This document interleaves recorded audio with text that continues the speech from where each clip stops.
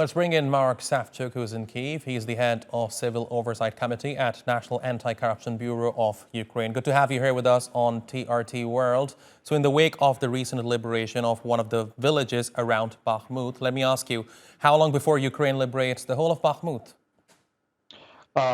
It's still up for the grabs for the Ukrainian military to do that. But what we now know by capturing Andriivka is this is one of the logistical points because there is a rail network there, and Russians will not be able to supply Bakhmut the way they did before. And basically, our military, step by step, going into circumventing Bakhmut from the north and from the south. Yes, they're moving in slowly, but they're moving in constantly, but at slow pace.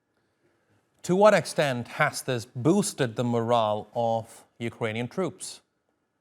Well, it boosted in a sense that Russians have literally mobilized 300,000 people in order to capture Bakhmut.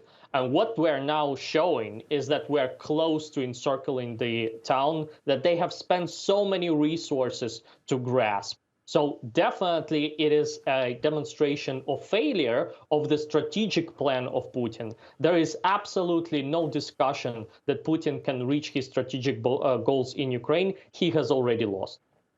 And Mark, help us understand why Bakhmut is of so much importance for both Ukraine and Russia. Correct me if I'm wrong, since the conflict began in February last year, this place has seen the bloodiest battle between the Ukrainians and the Russians.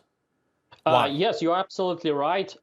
There is no reason why. It's just a point where a lot of fighting has concentrated. It is not 100% correct to say that it was important since 24th of February. No, it has begun to be important 1 year ago. After Russian mobilization, they have concentrated most of their attacks on capturing the city. They have basically destroyed it completely. And now Ukrainian army is close to circumventing the city back. So basically showcasing that all that Russia did through the mobilization of 300,000 men actually made no results, almost no results whatsoever in territory gains, just showing you that despite enormous resources that have been mobilized by Russia, they are not going to achieve almost anything, zero results.